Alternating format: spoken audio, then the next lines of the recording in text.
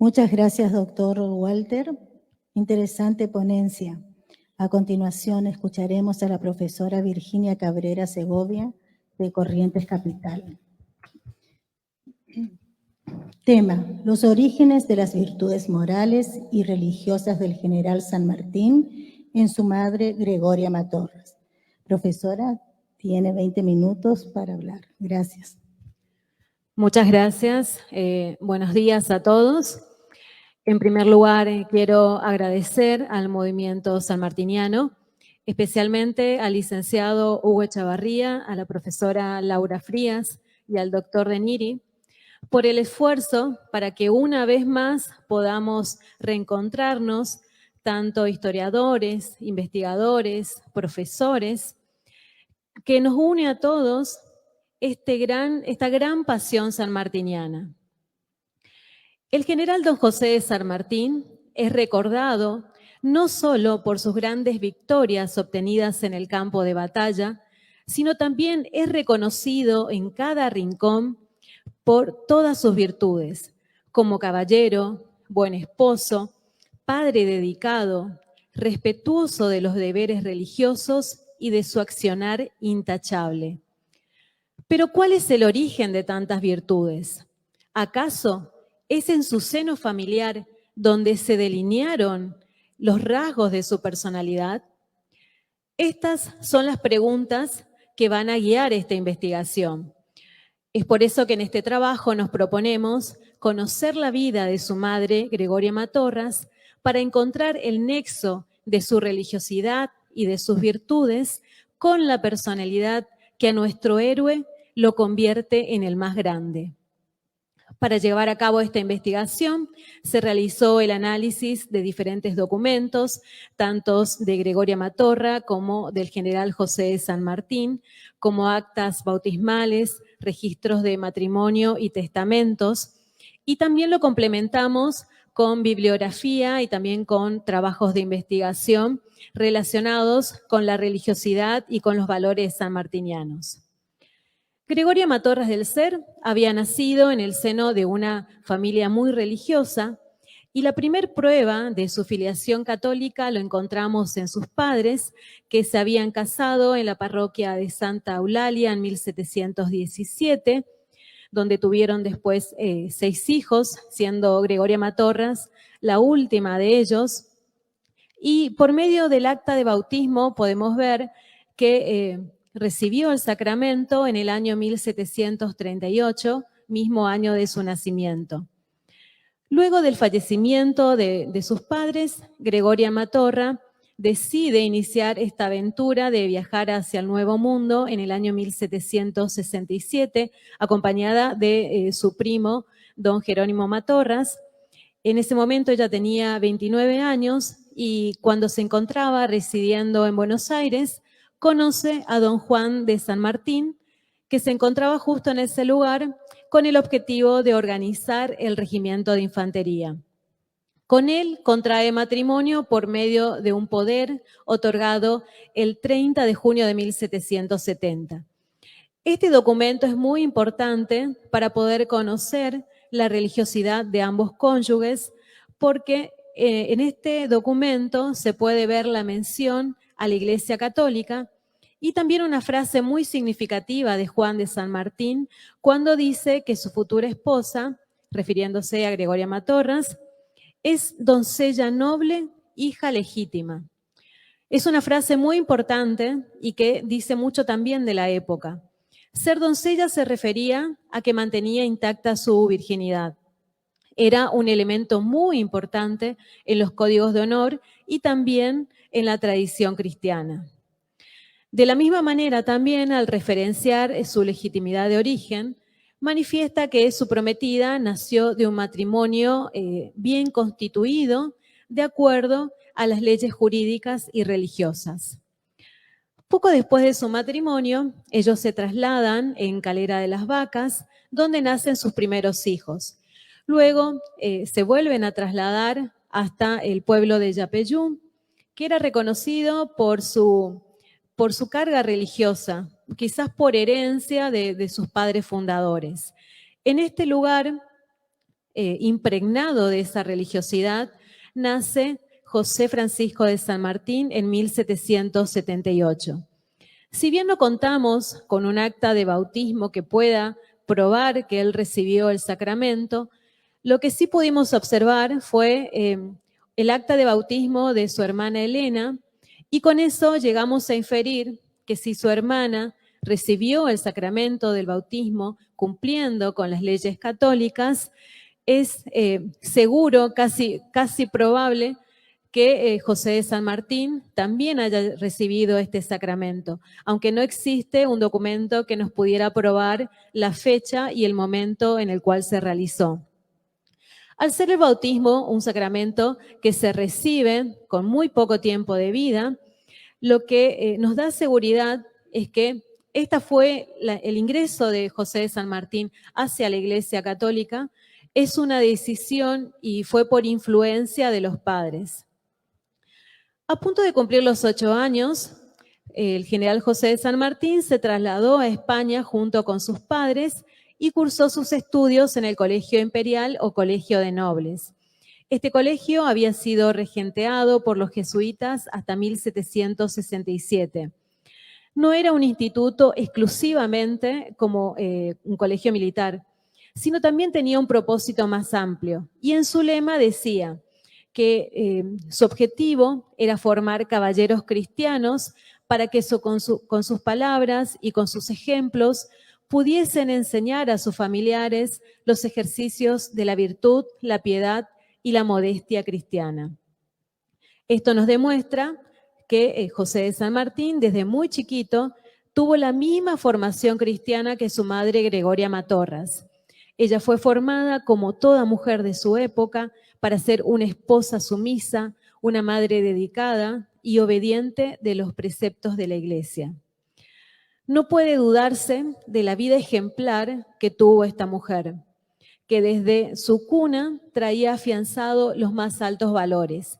Y esto lo comprobamos observando uno de los documentos perteneciente al cuarto de sus hijos, que es Justo Rufino, quien en 1793 solicita el ingreso en la Compañía Americana del Regimiento de Guardias de Corps. Era un regimiento en el cual era su requisito fundamental para poder ingresar testimoniar la limpieza de sangre. Es por este motivo que Justo Rufino se traslada hacia el lugar de nacimiento de su madre en Paredes de Nava para tratar de recabar toda la información necesaria. Los testigos que se presentan y que colaboran afirmaban que todos sus ascendientes y también descendientes han sido y son cristianos limpios de toda mala raza de moro, herejes y judíos, y que tampoco han sido procesados por el santo oficio de la Inquisición. Fueron y son muy honradas familias que no tuvieron ni ejercieron oficios viles, sino aquellos correspondientes a su distinguido nacimiento y buenos procederes, en cuya virtud, ellos dicen, jamás han sido notados ni castigados por exceso, escándalos y vicios torpes. Qué importante es este documento para conocer que tanto Gregoria Matorras como también sus familiares llevaron una vida intachable. Volviendo a lo que es la vida del Libertador, encontramos numerosos ejemplos de su religiosidad y también de sus altos valores morales. El general don José de San Martín se preocupó en lograr que los integrantes del ejército que él organizó, especialmente los oficiales, incorporasen a su iniciación militar una preparación profesional de profundo contenido moral, para que en un futuro próximo pudieran ser ejemplos de sus subordinados y también de sus conciudadanos. Para lograr este objetivo, incrementó el conocimiento y la práctica por parte de ellos de 4 exigencias principales. En primer lugar, estaba el honor, que fue el primer pilar que sostuvo la organización militar que él creó. Después encontramos también la disciplina, que caracterizó no solo su vida militar, sino también su vida personal. El espíritu de cuerpo, que suponía la existencia de sentimientos que mueven a los mayores sacrificios para obtener el éxito y la gloria de la unidad a la cual se pertenece. Y por último, la ética, que fue el cuarto pilar que caracterizó la organización militar que él creó. San Martín implantó en sus soldados los más altos valores, resultados de la formación moral y religiosa que le había legado su madre, y también de la educación que con tanto esfuerzo ella le había otorgado. Al estar a cargo de este cuerpo de granaderos, eso le significó la admiración de todos y también se le abrieron las puertas de la sociedad porteña. Es de esta manera como él conoce a Remedios de Escalada, hija de don Antonio José Escalada y de doña Tomasa de la Quintana. Remedios y José Francisco de San Martín contraen matrimonio el 12 de septiembre de 1812 y el 19 de ese mismo mes se realiza la bendición de novios por medio de una misa de esponsales donde afirmaban su fe y su profunda religiosidad recibiendo la Sagrada Comunión. El historiador Guillermo Furlón señala que comulgar en la misa de esponsales no era entonces una costumbre que estuviese generalizada. San Martín, al constituir su hogar, no solo quiso oír misa, sino también quiso confesarse y recibir la Eucaristía. Esto demuestra, y es una prueba fehaciente, de la profunda religiosidad con la que él pensaba encauzar su vida. Siguiendo en un orden cronológico, nos trasladamos hasta el momento de la muerte de doña Gregoria Matorras, que en este caso encontramos el testamento otorgado en 1803, que es clave para analizar las muestras de religiosidad de la Madre Libertador. En este documento, más allá que se observan esas fórmulas preestablecidas propios de los documentos notariales, también ella expresa en palabras propias su profunda devoción hacia la Iglesia Católica. Se observa también la entrega hacia la voluntad de Dios y sus requerimientos para lograr un paso más rápido de la vida terrenal a la vida eterna. Ella pide ser amortajada con el hábito de Santo Domingo de Guzmán y sepultada en la iglesia parroquial de la cual ella era feligresa. Además, encomienda a sus albaceas que se diga por ella misa cantada de requiem con diácono, subdiácono, vigilia y responso, y se celebren también en su nombre 20 misas rezadas. Hasta el último día de su vida, Gregoria Matorras mantuvo su ejemplar vida cristiana, y esto también lo podemos observar en el acta de entierro, donde consta que recibió los santos sacramentos de confesión, comunión y extrema unción.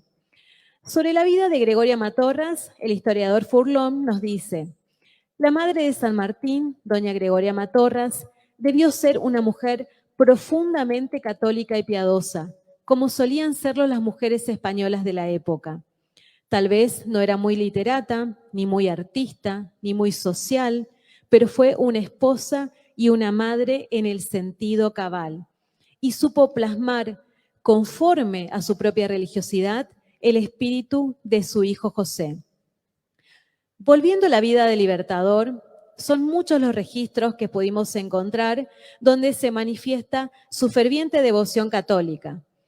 Contarlos o enumerarlos todos en este momento excedería al tiempo que tengo para la exposición y que seguramente van a ser profundizados en el trabajo y la exposición del licenciado Echavarría y la profesora Laura Frías.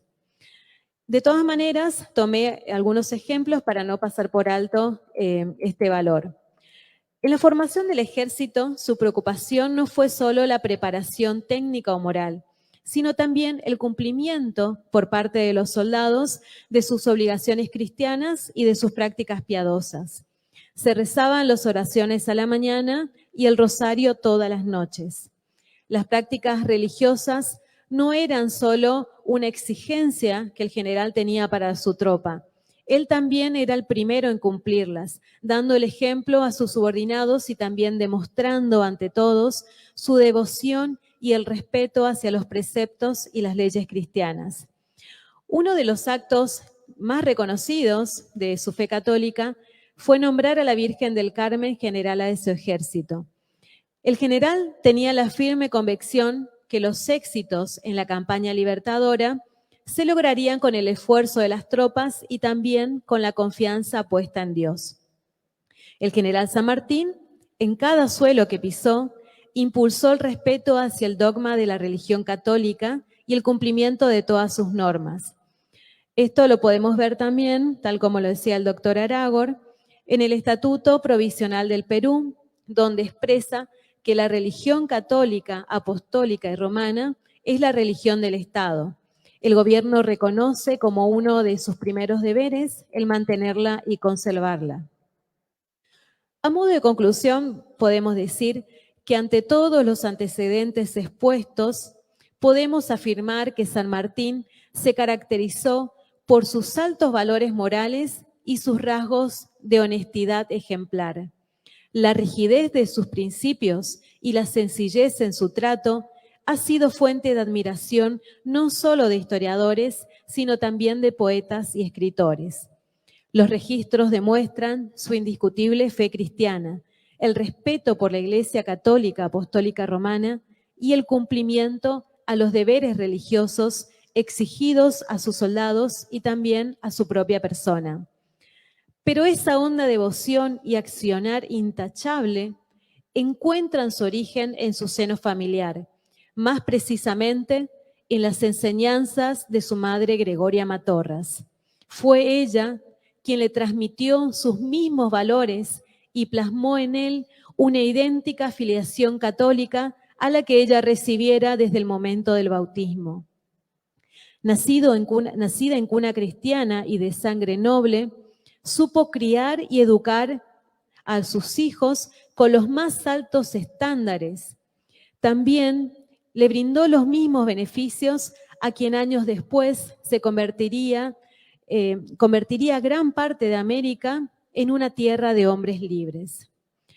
Afirma Otero que los acontecimientos obedecen a un ritmo y a una lógica que el hombre no destruye con su albedrío, y que si los hombres son hijos de sus obras, lo son también de la influencia ancestral que es el alma y la sangre de sus mayores. San Martín, el más grande de los héroes americanos, recibió de su madre el más valioso de los legados, las más preciadas virtudes morales y una profunda fe cristiana. Muchas gracias.